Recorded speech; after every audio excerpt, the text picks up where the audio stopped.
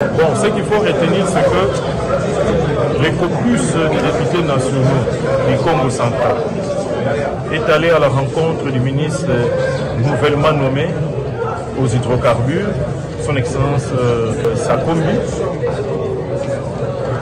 pour lui témoigner notre disponibilité à pouvoir collaborer avec lui tout au long de son mandat. Et nous avons soulevé beaucoup de questions relatives à son secteur. C'est ce qui l'a poussé à nous dévoiler qu'il avait un ordre de mission pour venir inspecter les sociétés pétrolières du Congo central.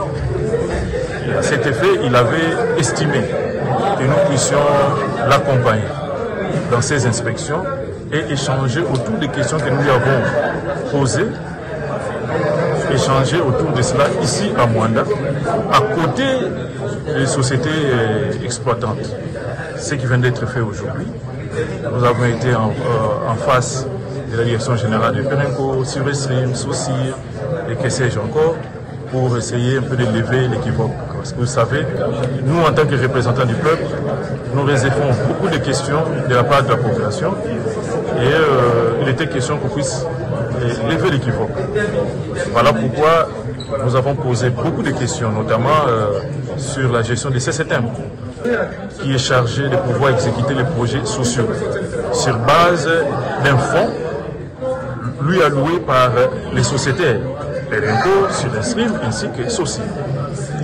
Au jour d'aujourd'hui, il n'y a que Saucir qui s'exécute depuis la table ronde, qui a versé la quote-part réservée à la population. Saucir et Perenco ainsi que Silvestream ne versent pas. Et l'argument de Perenco, c'est tout simplement parce qu'elle se retrouve devant deux textes. Le décret présidentiel qui a validé la convention de 1969 et qui a subi beaucoup d'avenants. Et l'arrêté ministériel signé récemment par l'excellence de Boudimbo qui donne une autre procédure de décaissement des fonds. Et suite à cette confusion, les sociétés, Silvestream ainsi que Perenco, ne savent pas verser de l'argent dans les comptes de CCTM. Nous avions soulevé des points en disant que cela ne peut pas se justifier étant donné que Perenco et Silvestream ainsi que les communautés locales sont des parties prenantes à la table ronde. Dès lors qu'ils ont signé la table ronde, ils sont censés d'exécuter, de virer cet argent pour que le projet social se réalise sur le terrain. Parce qu'ils avancent, ils produisent, ils font des bénéfices.